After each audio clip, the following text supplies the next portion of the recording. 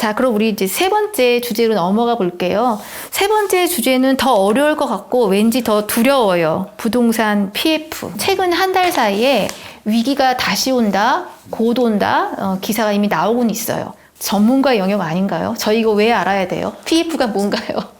일단 여러분들이 관심을 좀 가지셔야 될 필요가 있는데 이유는 뭐냐면 이게 나의 삶에도 영향을 미칠 수 있기 때문입니다. 여러 가지 경제 상황을 있는데 그 경제가 나한테 영향을 안 미치면 여러분들이 굳이 거기에 대해서 막 깊게 고민할 필요는 사실 저는 없다고 보거든요. 근데 부동산 PF가 그동안은 중요하지 않았어요. 나의 삶에 직접적으로 영향을 못 미치고. 근데 왜 지금 부동산 PF가 문제가 되냐면 한국의 금융 시스템의 시장 리스크. 네. 이걸 우리는 시스템 리스크라고 하는데 이 리스크로 전이될 가능성이 있어 보이게 됩니다. 그렇게 되면 어떻게 하면 당장 여러분들이 갖고 계신 예금이라든지 적금에 영향을 미칠 수가 있고 한국의 금리에 영향을 또 미칠 수가 있고 시장의 시스템 리스크로 작용되기 때문에 그래서 사실 지금 부동산 PF가 여러분들이 꼭 이해도 하고 좀 고민도 할 필요가 있다는 거죠. 자, 부동산 PF는 뭔가요?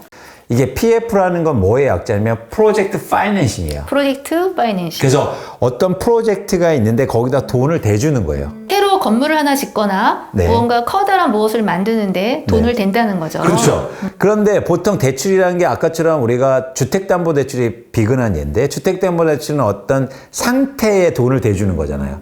여러분들이 직장인분들은 은행에서 대출받기 쉬우시잖아요. 그 이유는 여러분들의 상태에 대출을 해주기 때문입니다. 네. 돈을 빌리는 거죠. 이런 것들은 쉬워요. 그런데 프로젝트 파이낸싱이란 뭐냐면 액션에 돈을 빌려주는 거예요. 그러니까 그 프로젝트에. 예. 그래서 그게 잘 될지 안 될지 아직 몰라. 몰라. 그래서 일종의 벤처 투자죠. 일종의 모험 투자예요. 그래서 프로젝트 파이낸싱이 처음으로 활성화된 건 언제냐면 미국에서 오일 가스 발견할 때. 가스가 얼마나 나올지 알 수 없는데. 몰라. 있을지도 몰라. 근데 이제 탐사하고 이렇게 탐사봉을 하고 막 검사를 하는데 비용이 많이 들잖아요. 네. 거기서부터 돈을 대주는 거예요. 그래서 프로젝트 파이낸싱의 출발은 그때부터 시작됐어요. 그래서 프로젝트의 액션 그리고 그 전망에 투자를 해주는 거죠. 근데 이제 한국에도 도입이 됩니다. 한국에서 대표적인 부동산 PF. 그러니까 쉽게 말하면 아파트 짓는 건가요? 그렇죠. 그러니까 이거 분양이 잘 될지 뭘 될지 얼마나 몰라. 될지 알 수 없는 없지만 상황인데 땅을 살 때부터 돈이 들어가는 거죠. 그래서 그 액션, 그 행동에 일단 투자가 되는 거예요. 그래서 부동산 PF라고 하는 거예요. 근데 여기 특이한 지점이 있어요.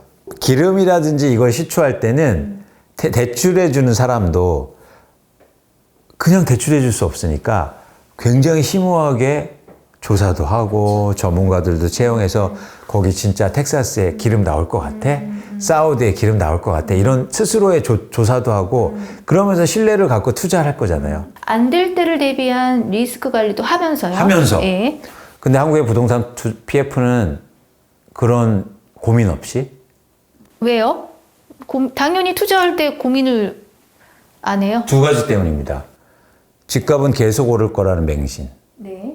그리고 분양은 무조건 될 거라는 맹신이 있었죠. 그러면 지금까지 신규 아파트를 지어서 분양할 때는 모두 다 부동산 PF인 건가요? 대부분 그렇다고 봅니다. 하긴 내가 재건축 재개발 빼고는. 그렇죠. 그건 땅이 있으니까. 땅에 이 아파트를 지을 때 생 내 돈으로 다 지을 수는 없을 테니까. 없어요. 그래서 그 땅을 살 때부터 대출을 일으켜서 사고 그래서 사업을 진행하는데 전부 다 부동산 PF로 구성돼 있죠. 네. 그런데 그런 신뢰가 있었다는 거예요. 아파트는 지으면 팔리고 그리고 쉽게 말해서 높게 팔린다는 거죠. 그런데 안 팔린 적이 있어요. 언제죠? 서브프라임 때. 그때 전국의 미분양이 16만 5천 가구였고 2007년, 8년, 9년, 10년 이 기간 동안 그러면서 우리나라 100대 건설사 중에서 20, 30%가 워크아웃과 법정 권리에 들어갑니다. 우리가 그때 두 번째 IMF, 두 IMF보다 더 심각했다라고들 얘기를 했었던 기억이 나네요. 그러면서 여러 가지 그런 경험이 있으니까 여러 가지 안전장치라고 도입은 해요. 네. 그 중에서 대표적인 게 뭐 선순위 채권이라든지 여러분들 이거는 아실 필요 없지만 또 한 가지 뭐냐면 지급보증이라는 것도 들어갑니다. 네. 그래서 누군가 신뢰 있는 사람들이 괜찮아 내가 보증해 서줄게 이런 거죠. 그러면 그냥 대출해 줄 수 있는 거죠. 여기에서 결여된 게 뭐냐면 대출자들이 이 프로젝트에서 잘 모른다는 거예요. 부동산 PF PF의 대출자는 누군 거예요? 돈을 꿔주는 사람들, 은행이라든지 뭐 보험사라든지 증권사라든지 그 전문가의 집단 아니에요? 전문가라면 아까 말씀드린 것처럼 기름의 전문가를 고용해서 거기서 나올 건지 면밀하게 해서 꿔줘야 되잖아요. 근데 우리나라는 그런 게 면밀하지 않아요. 아니, 그러니까 제가 지금 듣는데 은행에서 돈을 거기에 투자를 하는데 그 은행이 갖고 있는 돈은 사실상 고객이 예금을 한 돈인 거잖아요. 그렇죠. 그럼 그 돈을 쓸 때 그렇죠. 거기다가 뭐 단위가 작지도 않은데 그 돈을 투자하는데 면밀한 검토를 하지 않고도 그게 일어나는? 그렇죠. 그래서 그런 맹신이 있었다는 거예요. 아파트는 무조건 팔리고 그러다 보니까 그 능력이 현저하게 떨어져 있는 거죠. 그리고 저는 더 문제일 수도 있다는 게 예를 들면 이런 거예요. 건설사 다니던 분들이 또 글로 들어가. 대출해주는 기관에. 그러면 뭐 그래서 굉장히 다 형 동생이에요. 호혜적으로 형 동생이야. 아이 뭐 아파트 그냥 돼 여기. 불패죠, 불패. 예. 그런데 뭐 그냥 이렇게 땅 한번 보고 저녁 먹고 그냥 사인해주라. 뭐 이런 식이에요. 그러다 보니까 사실은 부동산 대출이 굉장히 방만하게 나가죠. 그런데 이제 부동산 가격이 빠지고 미분양이 증가하지 않습니까? 그러다 보니까 이제 이렇게 된 거죠. 어떻게 갚지 이거? 만기는 다가오고. 근데 우리가 그거를 2007, 8년에 세게 한번 겪었어요. 네. 근데 지금은 시점이 2023년이면 네. PF 시장이 좀 달라져 있어야 되는 거 아닌가요? 달라졌죠. 네. 주체가 달라져 있어요. 그때 주로 PF를 많이 하던 건 건설회사였어요. 건설회사는 경험이 있으니까 최대한 보수적으로 하고 안 들어갔어요. 그런데 그래서 새로운 주체가 들어옵니다. 대표적으로 여전사라고 해서 캐피탈 회사들이라든가 증권사들이 이 경험이 없잖아요. 네. 그러다 보니까 돈 벌 수 있다고 생각해서 새로운 주체가 들어온 거예요. 이해하셨죠? 네. 한 주체가 계속된다면 복귀도 하고 경험도 있으니까 보수적으로 하고 얘기했는데 새로운 사람들이 들어오는 거예요. 그러면 이거 조금 쉽게 설명하면 A 지역에 아파트를 새로 짓는데 부동산 PF의 주체가 건설사가 아니라 소위 펀드, 기본적으로 펀드도 캐피탈이고. 되고 캐피탈사도 예? 되고. 그럼 건설사는 그냥 금융권. 짓기만 하는 거예요? 그렇죠. 아, 물론 보증되는 부분도 있는데 과거 대비해서 현저히 줄었다는 거예요. 네. 그 공백을 금융권이 들어온 거예요. 그래서 시스템 리스크가 된 겁니다. 예전에는 건설사만 있을 때는 그냥 건설사를 망하게 해뒀어요. 근데 지금 금융권이 들어가기 때문에 금융권은 아까처럼 개인의 삶하고도 연결이 돼 있잖아요. 그렇죠. 그렇기 때문에 이게 부동산 PF를 그냥 놔두면 안 되는 거예요. 네. 그 금융정책기관들이 여기에서 이제 달려들고 있는 거예요. 문제가 생기면 안 되니까. 어떤 프로젝트가 지금 아니 수백 개 수천 거기 때문에. 아, 그래요? 네, 그게 일단 130조 이상이 걸려 있는데 금액도 사실은 특정되지 않아요. 엄청나게 많은 게. 아니, 그러니까 앞에 지금 그 전세 문제는 2021년에서 급락한 전세 가격 때문에 어쨌든 벌어진 근본적인 문제는 있지만, 그럼 부동산 PF는 뭐가 있을 거 아니에요? 누적된 모든 것들이? 그렇죠. 그리고 이 절대 규모가 굉장히 크다. 예를 들어서 증권사의 부동산 PF 규모만 해도 최근 한 6, 7년간 2배 이상이 증가했거든요. 저축은행은 뭐 한 3배 정도, 캐피탈사는 거의 5배. 이렇기 때문에 그 규모가 리스크가 되게 커요. 규모가 커졌다는 거예요. 자, 그 말씀은, 그러니까 A라는 증권사나 프로젝트 파이낸싱이 들어갔는데 아파트를 짓는 거였어요. 근데 그 아파트가 지금 다 됐는데 분양이 안 될 가능성이 높다는 의미인 건가요? 아니면 원래 예상했던 것만큼 분양가가 낮아서 손해를 보게 생겼다는 건가요? 여러 가지가 다 복합된다는 거예요. 예를 들어서 부동산 PF를 할 때 처음에 땅을 사지 않습니까? 네. 땅을 사놨는데 분양을 못 하고 있어요. 미분양이 될까봐. 네. 그래서 그냥 묶인 거죠. 이런 케이스가 또 있을 수 있고 또 하나 뭐냐면 분양은 했어요. 근데 미분양이 많아요.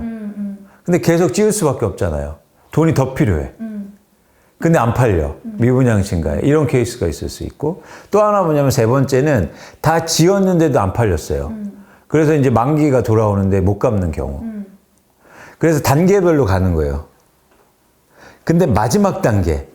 이걸 준공업 미분양이라고 하는데 준공업 미분양이라든지 다 만들어진 다음에 사업이 안 될 부동산이 많아질수록 부동산 PF의 문제는 현실화될 겁니다.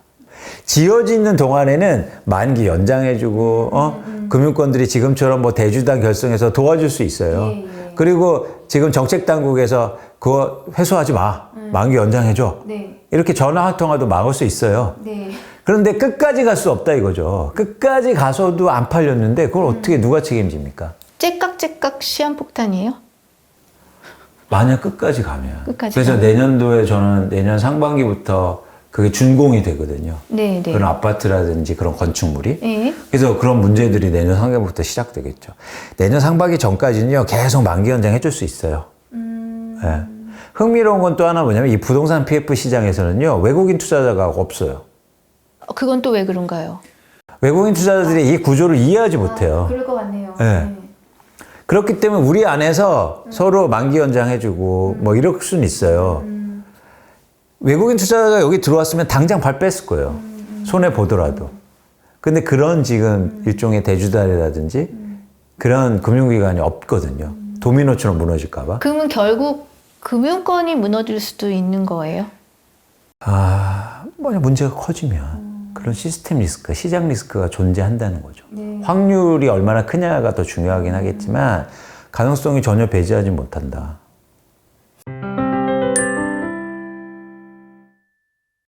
저 갑자기 여기서 이제 또 특정한 명사가 떠올랐는데 레고랜드요. 네. 그 레고랜드가 해결된 게 아니라는 얘기도 들려요. 레고랜드도 이거에 해당되는 겁니까? 부동산 PF. 그렇죠. 레고랜드도 아직 부동산 PF 해결이 안 됐으니까 지금 해결된 것처럼 지금 보이지 않나요? 그건 만기 연장을 해줬을 뿐이에요. 그래서 이작을 하고. 근데 여러분들이 꼭 아셔야 할 게 그건 레고랜드의 문제는 아니에요. 이런 말씀 드리면 좀 그렇지만 레고랜드의 총 그 국내 하시는 분이 제 친구분이고 그래서 자꾸 이제 억울함을 토로하더라고요. 네. 레고랜드가 문제를 일으킨 건 아니고 거기서 예를 들어서 부동산 PF의 문제예요. 근데 그거는 어쨌든 강원도가 지급보증을 서줬고 만기 연장해주는 상황이기 때문에 문제는 이제는 조금씩 해결 구멍에 있는 거죠. 근데 여러분들이 그 레고랜드 사태를 통해서 아셔야 될 게 있습니다. 뭐냐면 레고랜드가 2천억이 좀 넘었어요, 규모가. 네. 그런데도 한국의 금융시장을 마비시켰거든요. 아주 짧은 기간이기 때문에. 이게 바로 시스템 리스크라는 거예요. 금융 리스크는 이럴 수 있다. 왜냐하면 신용을 기반으로 하기 때문에. 신용이라는 건 내가 지금 믿었다고 하고도요, 조그만 잘못 때문에 신용이 전체가 흔들릴 수 있잖아요. 네, 네. 그래서 그 사람 동안 10년 동안 사귀어온 사람이라도 한번 생각해 보세요. 갑자기 100만 원 안 갚으면 10년 동안 신뢰가 무너지잖아요. 그것처럼 아주 작은 금액에도 충격이 클 수 있다는 걸 여러분들이 꼭 아셔야 돼요. 그래서 금융이 무서운 거예요. 최근에 미국의 실리콘밸리 은행을 잘 보시면 실리콘밸리 은행을 왜 이렇게 정부에서 적극적으로 막았냐면 그게 시장 리스크, 시스템 리스크로 확장될 가능성이 있었기 때문에. 네. 그래서 그런 가능성이 부동산 PF에서 발생할 가능성이 있다고 보는 거죠. 그러면 개인 입장에서 이 부동산 PF는 내가 투자한 건 아니지만 이 부동산 PF가 어떻게 돌아가는지를 안다는 건 내 의사결정에 내 투자를 위한 나의 액션을 위해서 참고를 해야 되는 굉장히 중요한 변수다. 그렇죠. 그냥 조금 쉽게 간단하게 말해서 PF 문제가 발생할 가능성이 너무 높아. 그럼 이후에 벌어질 문제는 금융권의 여파가 되고 뭐 나의 예금이 손실될 확률? 그럴 수도 있죠. 그리고 예금 인출이 일시적으로 이루어지면 금융권에서도 문제가 살 수 있으니까 일종의 뱅크런이라고 하죠.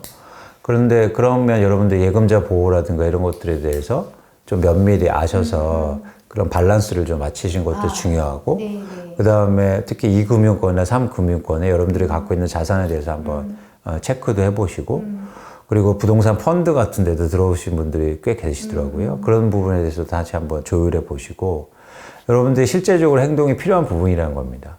부동산 PF가 전혀 나하고도 상관없는 게 아니다. 자기 지금 어떻게 소액이라도 어떻게 나의 자산이 좀 분배되어 그렇죠. 있는가 한번 살펴보시라는 그렇죠. 말씀으로 들려요. 투자에서 가장 중요한 건 뭐냐면 불확실성을 제거하는 거예요. 예. 그러니까 손실을 없애는 게 아니고요. 손실의 리스크가 아니고요. 네, 네. 불확실성을 최대한 줄이는 게 가장 좋은 투자입니다. 그래서 여러분들이 갖고 계신 아주 작은 예금이라고 해도 불확실성이 없는지 다시 한번 체크해 보실 필요는 있다. 불확실성이라는 건 뭐냐면 내가 모를 일이 발생할 이유, 가능성. 그런 것에 대해서 부동산 PF가 내가 모르는 일이 생겨날 가능성의 원인 제공을 할 수가 있다는 거죠.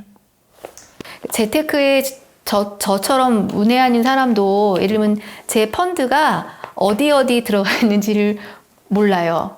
이런 거죠. 예를 들면. 네. 그래서 그냥 대충 수익률이 뭐 낮네 아니면 마이너스네 이거지 어떻게 있기 때문에 문제가 발생한지를 점검하려고 들지 않고 사실 시간이 없어요. 바쁘고. 그런 상황인데 예를 들면 그래서 그런 한국의 금융 시스템 리스크가 불거지면 뭐 금리가 갑자기 시중금리가 확 오를 수 있잖아요. 네. 그럼 어떻게 됩니까? 최근에 채권에 투자하시는 분들이 많아요.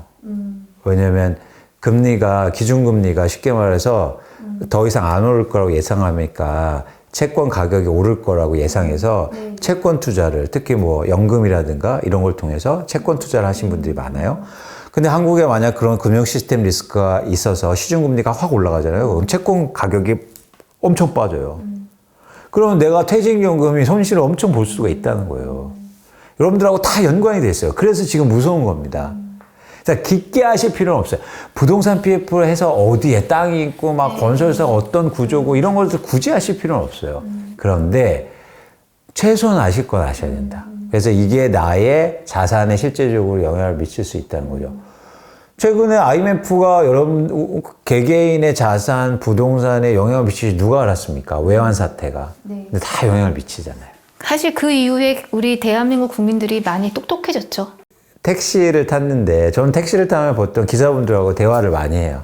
왜냐면 택시 기사분들이 그 최근 돌아가는 이렇게 시장 상황이나 경제에 대해서 되게 박식하시고 많이 아시거든요. 경제에 대해서 많이 하시고 그리고 저희가 경제 유튜브도 엄청 많이 보고 그리고 뭐 심지어 애널리스트 레포트도 자기가 읽고 애널리스트들도 뭐 유튜브에 나오는 거 많이 보신다 그러는데 마지막에 이런 말씀을 하세요. 그분이 막 디플레이션 얘기하고 금리 얘기하고 뭐 채권 가격 얘기하고 다 너무 잘하시는데 마지막에 저한테 그러세요. 제가 근데 솔직히 말해서 중요한 게 뭔지 모르겠다. 뭐 솔직하게 전곡을 찌르셨네요. 근데 저는 지금 많은 분들이 그렇게 했다고 생각해요. 여러분들 우리가 지식은 많아졌습니다. 책도 많이 읽고요. 유튜브도 막 무료니까 많이 읽게 생각하게 됐어요. 근데 거기서 중요한 게 뭔지 모르세요. 근데 중요한 건 어떻게 알게 되냐면 이건 이제 저만의 생각이긴 하지만 중요한 건 내가 그 정보를 얻기 위해 얼마나 노력했느냐에 비례한다고 생각해요. 그래서 여러분들이 쉽게 얻고 쉽게 많이 얻는 정보는 아무리 많아진다고 해서 중요한 거는 모를 가능성이 커요. 그래서 여러분들이 이런 정보나 볼 때 중요한 게 뭔지를 꼭 아셨으면 좋겠다. 메디치 TV의 역할을 말씀해 주신 것 같습니다. 저의 역할이기도 해요. 네. 선생님 마지막으로 뭐 하고 싶은 말씀 있으시면. 사실 저는 이제 여러분들한테 투자에 도움 드리고 쉽게 말해서 제가 부동산을 분석한 이유는 무주택자분들의 내 집 마련에 도움을 드리기 위해서 제가 시작했고 그리고 저 주식도 분석하기도 하고 기업을 분석한 또 애널리스트이기도 했습니다. 최선을 다해서 노력했는데요. 제 안에 뭔가 보이지 않는 억압이 있었어요. 그건 뭐냐면 제가 이렇게 하면 기업이 좋아하지 않을까? 싫어하지 않을까? 혹은 회사에서 안 좋아하지 않을까? 나도 모르게 보는 눈치. 그리고 제가 막 집값이 오를 때 집값 떨어져서 제발 지금 영끌해서 집 사지 마세요라고 얘기할 때 그래서 실제로 막 회사에 전화가 와요. 항의 전화가. 그래서 그런 보이지 않는 억압 때문에 제가 마음껏 여러분들한테 도움을 못 드렸다는 반성이 좀 있었어요. 근데 제가 이제는 거기를 제 자의로 훨훨 벗어내고 이 자리에 섰습니다. 그래서 여러분들한테 진짜 도움을 드리고 싶어요. 제가 그런 억압받지 않은 리서치와 분석을 통해서 여러분들이 투자에 도움되고 내 집 마련하는데 진짜 도움을 드리고 싶습니다. 그런 걸 여러분들이 같이 해줬으면 좋겠다는 바람이 있어요. 그 같이 한다는 건 뭐냐면 여러분들이 호응해 주시고 이렇게 예를 들어서 같이 해주시면 제가 더 힘을 내서 뭔가 또 좀 더 다른 얘기들을 할 수 있고 진짜 중요한 얘기를 충분히 할 수 있지 않을까 생각합니다. 감사합니다. 시청 소감이나 혹시 오늘 방송 보시고 궁금한 내용 있으시면 댓글로 남겨주십시오. 그러면 저희가 다시 AS 해드리는 그럼요. 걸로 하고요. 좋습니다. 그리고 앞에서 말씀드렸지만 광순의 복덕방 아직 구독하지 않으시는 분들, 예, 저희 밑에 저희 URL 주소 나갈 텐데 그쪽으로 보내주시면 저희가 구독하실 수 있게 하겠습니다. 광수쌤의 철학이 담긴 광순의 복덕방, 광순의 복덕방과 매직TV의 콜라보 앞으로 더 새로운 모습으로 찾아가겠습니다. 지금까지 시청해주셔서 감사합니다. 맞습니다.